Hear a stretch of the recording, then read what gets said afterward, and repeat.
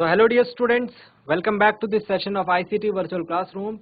ICT Virtual Classroom के इस session में आप सभी का एक बार फिर से स्वागत करते हैं। आज की क्लास में बात करने जा रहे हैं क्लास 10th साइंस सब्जेक्ट के ऊपर, कक्षा 10 विषय विज्ञान के ऊपर। ये टाइम हमारा होता है जिसमें हम क्लास 10th की साइंस के टॉपिक्स के ऊपर चर्चा करते हैं। आज की क्लास में हम प्रीवियस टॉपिक जो चल रहा था हमारा उसको कंटिन्यू करेंगे। रिफ्लेक्शन एंड रिफ्रैक्शन जो ऑफ लाइट हमारा चल रहा है, ऑप्टिक्स का टॉपिक, चैप्टर नंबर 10 के ऊपर हम बात कर रहे हैं। लास्ट क्लास में हम लोग मिरर फॉर्मूला और मैग्निफिकेशन को काफी अच्छे तरीके से समझ गए थे। आज हम एक फ्रेश और न्यू टॉपिक स्टार्ट करने जा रहे हैं जो कि है रिफ्रैक्शन ऑफ लाइट, प्रकाश का अपवर्तन। प्रकाश के अपवर्तन को समझेंगे। आपके लिए टोटली एक नया टॉपिक है। प्रकाश के परावर्तन को आपने अपनी पिछली क्लासेस में भी थोड़ा बहुत इंट्रोडक्शन उसका देखा था, लेकिन प्रकाश का जो अपवर्तन है, रिफ्रैक्शन ऑफ लाइट है, आपके लिए टोटली न्यू टॉपिक रहने वाला है। इसको समझेंगे, इसको सीखेंगे अच्छे तरीके से। आपके बोर्ड एग्जाम में इसका अच्छा खासा वेटेज होता है। क्वेश्चन यहाँ से पूछे जाते हैं, न्यूमेरिकल्स पूछे जाते हैं। साथ ही साथ जब आप आगे की क्लासेस में जाएंगे वहां पर भी आपको ये चैप्टर देखने को मिलेगा, और इस चैप्टर में मोस्टली चीजें आप जो है अपनी अगली क्लास में आपको देखने को मिलेंगी। तो इसलिए भी चैप्टर इंपॉर्टेंट है क्योंकि आगे आने वाली क्लासेस के लिए आपका बेसिक्स है, साथ ही साथ बोर्ड एग्जाम के लिए इंपॉर्टेंट है। तो चलिए इसके ऊपर बात करेंगे। आप पूरा ध्यान जो है सामने स्क्रीन पर बनाकर रखना। हम चलते हैं स्मार्ट बोर्ड की स्क्रीन पर। हेडिंग पुटअप करेंगे, प्रकाश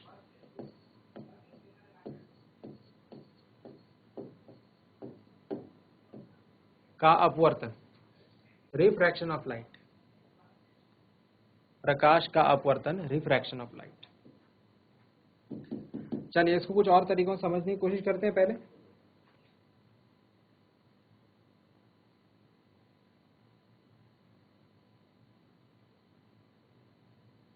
डेली लाइफ सिग्निफिकेंस की बात करें प्यारे बच्चों, डेली लाइफ सिग्निफिकेंस की बात करें अगर, तो कभी भी आप देखना जो पानी वाला ऑब्जेक्ट होगा आपका, जनरली आपने देखा होगा जो भी पानी वाला ऑब्जेक्ट होगा आपका, वहां पर आपको पानी के अराउंड जो है ये फिनोमेना काफी ज्यादा देखने को मिला होगा। हालांकि पानी तो इसका जस्ट एक छोटा सा सिग्निफिकेंस है, लेकिन हम आगे जाकर के देखेंगे कि पानी जैसे जो अदर मीडियम्स होते हैं, अदर माध्यम होते हैं, वहां पर भी हमको प्रकाश का अपवर्तन देखने को मिलता है। बात करते हैं, क्या कभी आपने देखा है जब आप किसी नदी या फिर किसी तालाब में जाते हैं और उसका जो साफ, अगर कोई साफ नदी होगी जिसका पानी मतलब साफ होगा और जिसका तालाब का पानी साफ होगा, अगर आप उसे ऊपर से देखें तो आपको ऐसा प्रतीत होता है कि यह ज्यादा गहरा नहीं है ना, कम गहराई दिखती है। साफ पानी या तालाब में हमको क्या दिखता है, कम गहराई दिखती है। ऐसा लगता है कि ये तो बिल्कुल भी गहरा नहीं है, जो उसके तली के जो पत्थर हैं, जो उसका सरफेस है, वो हमको बहुत नजदीक दिखता है। बट एक्चुअल में ऐसा होता है नहीं, वो काफी दूर होता है, बट आपको ऐसा प्रतीत होता है कि वो नजदीक है। क्यों, है ना। इसके अलावा अगर बात करें कि कोई कांच का आप बर्तन ले लीजिए, कांच का बर्तन ले लीजिए, उसके अंदर आप पानी भर दीजिए। कांच का बर्तन मतलब पारदर्शी होगा, है ना। कांच क्या होता है, पारदर्शी होता है, ट्रांसपेरेंट होता है। उसके अंदर पानी भर दीजिए, और पानी भरने के बाद आप जो है उस कांच के बर्तन के नीचे जो है एक सिक्का रखें, एक कॉइन रखें, और उसे देखने की कोशिश करें। आप इस चीज को रिलेट कर पाएंगे कि जिस तरीके से आपको ये नदी के जो जमीन तली के पत्थर हैं वो नजदीक दिखते हैं, उसी तरीके से आपको सिक्का भी जो होगा इसमें भी आपको कुछ चेंज देखने को मिलेगा। ठीक है, लेकिन एक्चुअल में ऐसा है नहीं है, एक्चुअल में ऐसा नहीं है। अगर आप देखें कि अगर आप एक छड़ी को जो है पानी में डुबाएं, एक छड़ी को डुबाएं पानी में, सीधी छड़ी होनी चाहिए, सीधी छड़ी, है ना, स्ट्रेट जो हमारे पास एक छड़ी होगी, उसको हम पानी में डुबाएं तो हमको मुड़ी हुई दिखेगी, हमको ऐसा प्रतीत होता है वो मुड़ी हुई है। लेकिन जब हम उसे पानी से बाहर निकालेंगे तो सीधी रहेगी। ये सारे एक्सपेरिमेंट्स, ये सारे जो एक्टिविटीज हैं, ये सारे डेली लाइफ फिनोमेना अगर आपने देखे हैं तो अच्छी बात, अगर नहीं देखे तो करके देखें, एक बार चेक करें। ठीक है, आपने जरूर ये चीजें महसूस करी होंगी बट आपने नोट डाउन नहीं करा होगा। ये सारी की सारी चीजें जो है बच्चों, ये हमारे पास प्रकाश के अपवर्तन से रिलेटेड है, रिफ्रैक्शन ऑफ लाइट से रिलेटेड है। रिफ्रैक्शन ऑफ लाइट में हमारे पास दो तीन चीजें एक्स्ट्रा आ जाती हैं। जैसे हमने प्रकाश का परावर्तन देखा था, रिफ्लेक्शन देखा था। प्रकाश के अपवर्तन में हमारे पास दो तीन चीजें जो है एक्स्ट्रा आ जाती है। वो एक्स्ट्रा चीजें क्या क्या हैं प्यारे बच्चों, अगर हम समझने की कोशिश करें तो सबसे पहला है माध्यम, सबसे पहला है और सबसे इंपॉर्टेंट चीज है माध्यम। तो हम आज माध्यम के ऊपर डिस्कशन करेंगे अपना। हम किसके ऊपर डिस्कशन करेंगे? माध्यम के ऊपर डिस्कशन करेंगे, ठीक है। तो हेडिंग पुटअप करें माध्यम, मीडियम। मीडियम के ऊपर हम लोग बात करने जा रहे हैं आज की क्लास में कि माध्यम क्या होता है, किस तरीके से हमको अलग अलग माध्यम देखने को मिलते हैं, ठीक है, ये सारी बातें। तो बिल्कुल बेसिक से मैं आपको बता रहा हूँ, ठीक है।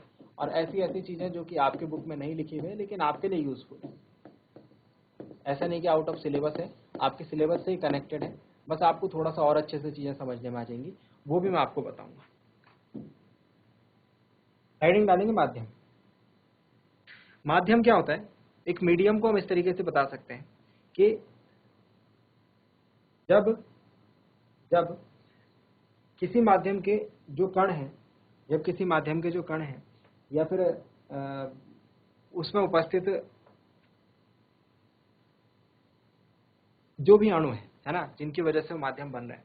जैसे अगर एग्जांपल के लिए बोलूं तो हमारे आसपास क्या है? वायु है चारों तरफ। हमारे आसपास क्या है? वायु है चारों तरफ। तो वायु क्या है? एक माध्यम है। लेकिन जब हम किसी नदी, तालाब या समुद्र में चले जाते हैं तो हमारे आसपास क्या रहेगा? जल। तो जल एक माध्यम है। लेकिन जब हम यहाँ से बाहर चले जाएं, जब हम पृथ्वी से बाहर चले जाएं, अंतरिक्ष में पहुंच जाएं, तो हमारे आसपास क्या रहेगा? कोई भी माध्यम नहीं रहेगा, जिसे हम निर्वात कहते हैं। या फिर जब कोई कांच का, पूरा कांच का एक बर्तन है, पूरा कांच का एक सॉलिड है, ठीक है, खोखला नहीं है, पूरा कांच का सॉलिड है, उसके अंदर आप चले जाएं तो आपको पूरा अंदर क्या दिखेगा? आपके चारों तरफ कांच दिखेगा। तो ये सारे क्या है? माध्यम है ना। इसी तरीके से अगर मैं बोलूं कि तेल है, एक बर्तन में तेल है ना, जिस तरीके से नदी है, समुद्र है, उस तरीके से तेल भी समुद्र है। आप उसमें चले जाएं तो आपको अपने चारों तरफ क्या दिखेगा? तेल दिखेगा। आज ये सारे के सारे क्या है? माध्यम है बच्चों। ये सारे के सारे क्या है? माध्यम है। माध्यम मतलब आसपास आपके जो है चीज क्या है और वो किस तरीके के कणों से मिलकर बनी है, क्या उसकी प्रकृति है, ये माध्यम को बताती है। मतलब आप अगर वायु में रहेंगे तो आपको हल्का फील होगा, जल में जाएंगे तो आपको अपने चारों तरफ थोड़ा ज्यादा भारी भारी फील होगा, माध्यम है ना। निर्वात में जाएंगे तो और भी हल्का फील होगा, ठीक है। इस तरीके से जो है आपको अपने आसपास माध्यम देखने को मिलता है। माध्यम हम दो तरीके से क्लासिफाई करते हैं बच्चों। माध्यम हम कहते हैं, एक तो सघन माध्यम होता है और एक विरल माध्यम होता है। सघन मतलब डेंसर मीडियम और विरल मतलब रेयरर मीडियम। सघन और विरल के आगे मैं प्रकाशिक लगा दूं तो ये ज्यादा सही रहेगा, प्रकाशिक सघन या प्रकाशिक विरल। देखो बच्चों, हम जो भी चीज पढ़ रहे हैं यहाँ पर रिलेटेड है वो प्रकाश से, है ना। हम जो भी चीजें पढ़ रहे हैं वो आती है फिजिक्स की एक ब्रांच के अंदर, फिजिक्स की एक ब्रांच के अंदर, जिसको हम कहते हैं ऑप्टिक्स यानी कि प्रकाशिकी। प्रकाशिकी भौतिकी की वो शाखा है जिसमें हम प्रकाश के गुणों का अध्ययन करते हैं, विभिन्न गुणों का अध्ययन करते हैं और प्रकाश की प्रकृति का भी अध्ययन करते हैं, ठीक है। तो हम जो भी चीज पढ़ रहे हैं यहाँ पर वो प्रकाश से रिलेटेड है। अगर मैं बोल रहा हूँ सघन या विरल, तो इसका जो मतलब है, हम आपने घनत्व पढ़ा होगा, घनत्व से इसका कोई लेना देना नहीं, ठीक है। वस्तु का घनत्व एक अलग बात है, उससे आप इसको रिलेट नहीं करेंगे, ये बात पहले ही मैं बता दूं आपको, ठीक है। घनत्व हम यहाँ पर नहीं पढ़ रहे हैं, हम प्रकाशिक सघन, प्रकाशिक विरल के ऊपर बात कर रहे हैं। यानी ये पूरा का पूरा ऑप्टिक्स से रिलेटेड है, प्रकाश से रिलेटेड है। अभी जैसे हम डिटेल में इसको डिस्कस करेंगे ना, तो आपके दिमाग में घनत्व आएगा कहीं पर, है ना, कि इसका घनत्व ज्यादा है, इसका घनत्व कम है। वो चीज नहीं दिमाग में लानी है, वो एक सेपरेट टॉपिक है, ठीक है। उसके ऊपर हम चर्चा यहाँ पर नहीं कर रहे। बात समझ में आ गई? चलिए, तो हम बात करते हैं प्रकाशिक सघन की और प्रकाशिक विरल की।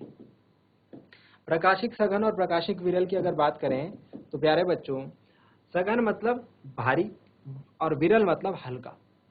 यहाँ पर जो भी चीजें जो है हम रिलेट करेंगे बच्चों, वो तुलना में करेंगे, सापेक्ष में करेंगे, सापेक्ष में। तो जैसे अगर बात करें कि मेरे पास एक तरफ वायु है और एक तरफ जल है, तो कौन सघन होगा, कौन विरल होगा? तो वायु हमारी विरल होगी और जल होगा हमारा सघन। मतलब अगर आप जल के अंदर चल जाओ तो आपको ज्यादा भारीपन महसूस होगा, है ना, आप फ्रीली मूव नहीं कर पाओगे। आप वायु में रहोगे, आपके चारों तरफ अगर हवा है तो आप इजीली जो है मूव कर पाओगे। लेकिन अगर मैं बात करूं जल और कांच में, ठीक है, अभी हम आगे भी देखेंगे, जल और कांच में अगर बात करूं, कौन सघन होगा, कौन विरल होगा? जल और कांच में अगर बात करूं, कौन सघन होगा, कौन विरल होगा? तो जल जो होगा वो विरल होगा, कांच जो होगा सघन होगा। अभी देखा आपने क्या हो गया यहाँ पर? अभी हम बोल रहे थे जल सघन था, अभी जल विरल हो गया। तो मैंने आपको कहा है बच्चों, सघन और विरल हमेशा सापेक्ष देखा जाएगा। दो माध्यम होने चाहिए, उन दो माध्यमों में से एक सघन होगा, एक विरल होगा। ऐसा कभी नहीं होगा कि जल हमेशा सघन रहेगा और ऐसा कभी नहीं होगा कि जल हमेशा विरल रहेगा। ये बदलता रहेगा दूसरे माध्यम के अनुसार। दूसरा माध्यम अगर सघन है तो ये विरल हो जाएगा, दूसरा माध्यम अगर विरल है तो ये सघन हो जाएगा। ये बात समझिए। सघन और विरल का क्या मतलब है, ये बात को समझ गए आप? ठीक है, तो कोई भी माध्यम हमेशा सघन नहीं रहेगा, ये बात हमारे समझ में आ गई। हमेशा विरल नहीं रहेगा। ठीक है, सबसे जो विरल माध्यम होगा, सबसे विरलतम माध्यम जिसको हम कहते हैं विरलतम माध्यम, मतलब ये हमेशा विरलतम रहेगा।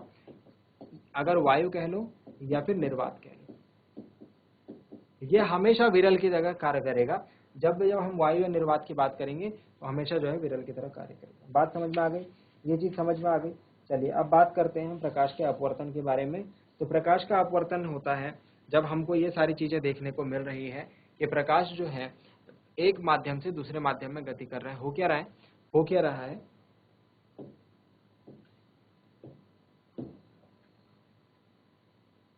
कुछ ऐसा काम हो रहा है, ध्यान से समझेंगे इसे।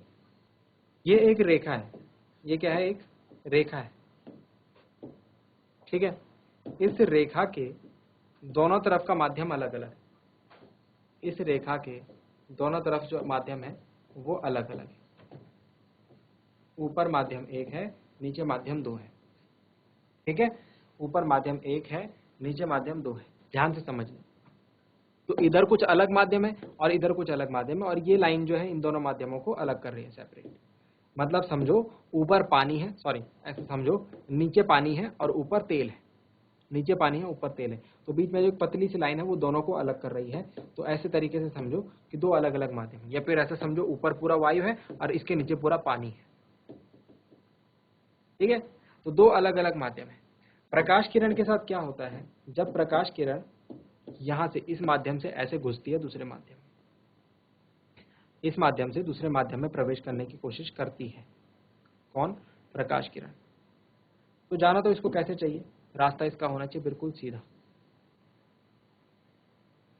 ऐसा होना चाहिए, नहीं होना चाहिए? हमने पढ़ा है प्रकाश किरण के बारे में कि प्रकाश किरण सदैव एक सीधी रेखा में चलती है। प्रकाश किरण सदैव एक सीधी रेखा में चलती है, लेकिन ऐसा नहीं होता। लेकिन ऐसा नहीं होता। जब प्रकाश किरण एक माध्यम से दूसरे माध्यम में गति करती है तो हमेशा वो अपना रास्ता भटक जाती है, और रास्ता भटकने पर वो थोड़ा सा मुड़ जाती है।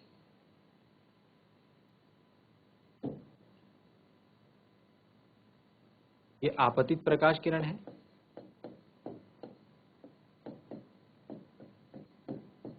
और ये जो मुड़ गई इसको हम अपवर्तित प्रकाश किरण।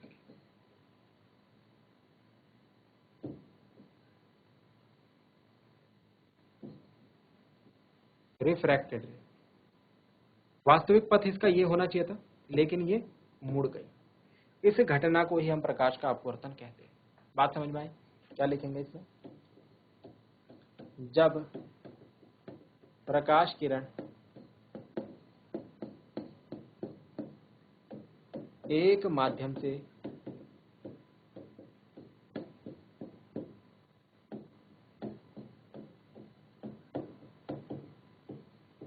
दूसरे माध्यम में, एक माध्यम से दूसरे माध्यम में गति करती है। जब प्रकाश किरण एक माध्यम से दूसरे माध्यम में गति करती है तो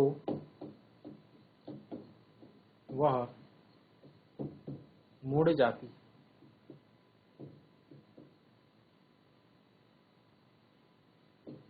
इस घटना को या फिर प्रकाश के इस गुण को प्रकाश का अपवर्तन कहते हैं। सिंपल सी बात है, ये मैंने सिंपलेस्ट टर्म्स में यहाँ पर लिखने की कोशिश करी है। प्रकाश का अपवर्तन क्या होता है? एक माध्यम से दूसरे माध्यम में अगर प्रकाश किरण जाएगी तो वो मुड़ जाएगी। इसीलिए आपको ये सारी चीजें देखने को मिल रही है। आपको देखने को मिल रहा है कि जो नदी का तल है वो बहुत नजदीक है, क्योंकि प्रकाश किरण आपकी आंखों में सीधा नहीं आ रही। जो वास्तविक जहां पर जो स्थिति है पत्थरों की वो आपको नहीं दिख रही है, ये चेंज दिख रही है आपको, आंखों में मुड़ करके आ रही है प्रकाश किरण, इसीलिए आपको कम गहराई उसकी दिख रही है। इसी तरीके से छड़ी आपको मुड़ी हुई दिख रही है। कांच के बर्तन के नीचे अगर पानी भर के सिक्का रख दो तो वो आपको पास या दूर कुछ भी जो है उसकी स्थिति में परिवर्तन दिख रहा है। ठीक है, इसे नोट डाउन करेंगे प्रकाश के अपवर्तन को।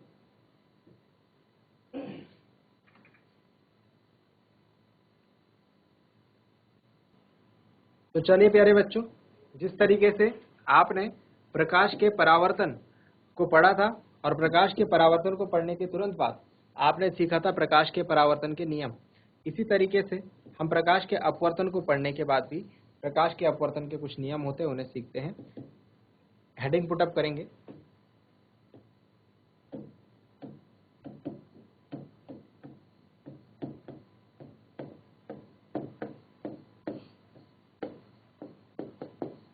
प्रकाश के अपवर्तन के नियम।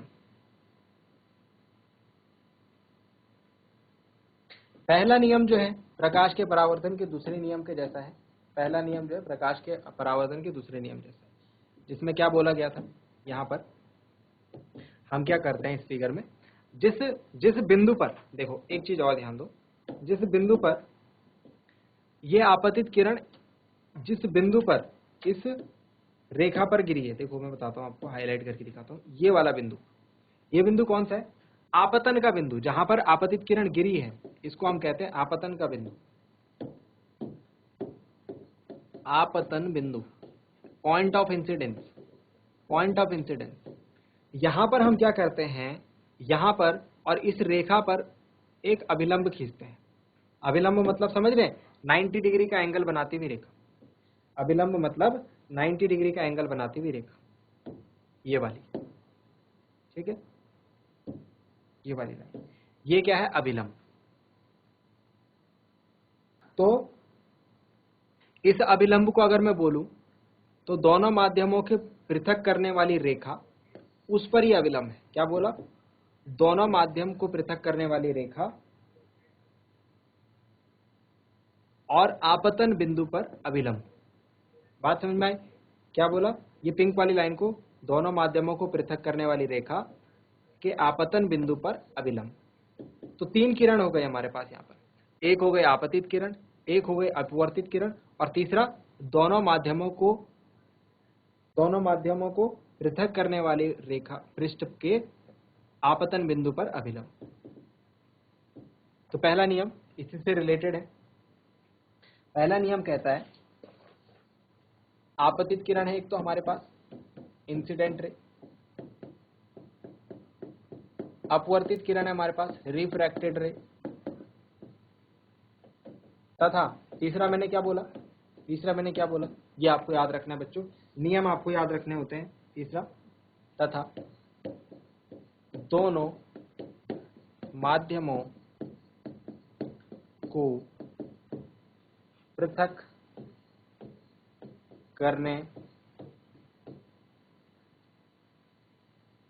वाले पृष्ठ के, कहां पर, कौन सा बिंदु है ये, आपतन बिंदु ए,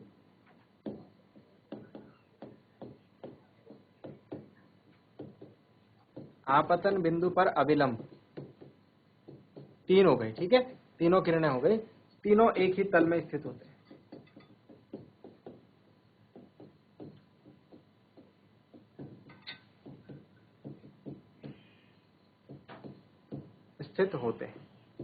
तो पहला नियम जो है पूरा आपको एज इट इज याद रखना है, आपतित किरण, अपवर्तित किरण और दोनों माध्यमों को पृथक करने वाले पृष्ठ के आपतन बिंदु पर अभिलंब, तीनों एक ही तल में स्थित होते हैं।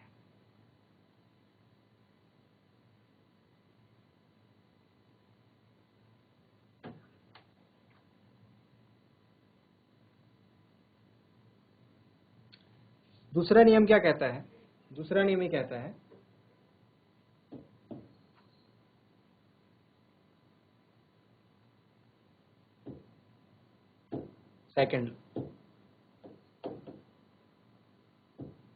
सेकंड लॉ ये कहता है,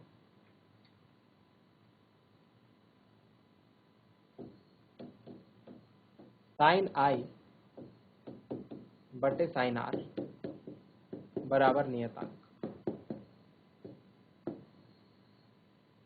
ये तो इसका मैथमेटिकल रूप है। इसको समझने के लिए कैसे लिखेंगे, साइन का मतलब होता है ज्या, साइन को पूरा ऐसे लिखते हैं, यहाँ पर SIN लिखा हुआ है, पूरा साइन लिखते हैं, इसका मतलब होता है ज्या। तो साइन आई मतलब कोण बताता हूं आपको, आई ये वाला कोण है और आर ये वाला कोण है, ठीक है। आई कौन सा कोण है, आपतन का कोण। कैसे बना, आपतित किरण और अभिलंब के बीच में, पिंक लाइन क्या है, अभिलंब। और आर क्या है, अपवर्तन का कोण है। कैसे बना, अपवर्तित किरण और ये अभिलंब के बीच में। बात समझ में आ गई। तो आई क्या है, आपतन का कोण, आर क्या है, अपवर्तन का कोण। कैसे बना, ये बात हमारे समझ में आ गई। तो दोनों की जो ज्या है उनका अनुपात, इसकी ज्या आई की ज्या, मतलब आई क्या है, आपतन कोण,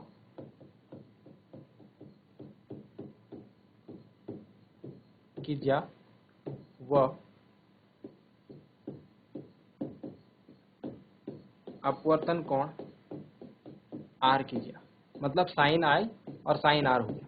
इस पूरे का मतलब हो गया साइन आई, इस पूरे का मतलब हो गया साइन आर। इसीलिए हम मैथमेटिकल फॉर्म में इसको लिखते हैं, छोटी बात हो जाएगी। अब ये जो मैंने लिखा है ना, इसको मैं नियम के रूप में लिख रहा हूँ। देखो कितनी लाइन बनती है, आपतन कोण की ज्या मतलब साइन आई, अपवर्तन कोण की ज्या मतलब साइन आर का अनुपात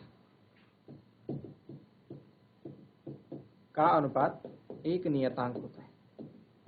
का अनुपात क्या होता है, एक नियतांक होता है। यही बात जो है हमने ऊपर भी लिखी हुई है और यही बात जो है वर्ड्स में हम इस तरीके से लिखते हैं। का अनुपात क्या होता है, नियतांक। अब ये नियतांक के ऊपर, ये नियतांक क्या होता है, कैसा होता है, इसके बारे में हम डिस्कस करेंगे। बस आप ये ध्यान रखें कि इसको हम स्नेल का नियम भी कहते हैं। इस नियम को हम स्नेल का नियम भी कहते हैं। और कई बार आपके पास एग्जाम में एक नंबर में सीधे पूछा गया है स्नेल का नियम क्या है। कई बार एग्जाम में एक नंबर में पूछा गया है स्नेल का नियम क्या है। तो इसीलिए मैं कह रहा हूं यहां से क्वेश्चन जो है एक नंबर के भी बन सकते हैं, 2 नंबर के भी बन सकते हैं, 3 नंबर के भी बन सकते हैं। ठीक है, ध्यान से देखने की जरूरत है, जल्दी से नोट डाउन करेंगे इसे स्नेल का नियम भी कहते हैं। सो डियर स्टूडेंट्स, उम्मीद करता हूं आज की क्लास में आपको जो बातें बताई गई वो समझ में आई होंगे, इंटरेस्टिंग लगे होंगे और साथ ही साथ आपने नोट डाउन भी किया होगा। ये भी उम्मीद करता हूं घर से आप इन चीज़ों को एक बार रिवाइज करके जरूर लाएंगे। मिलते हैं अगली क्लास में ऐसे ही किसी इंपॉर्टेंट और इंटरेस्टिंग टॉपिक के साथ। क्लास से जुड़ने के लिए आप सभी का बहुत बहुत धन्यवाद। Thank you very much and have a nice day.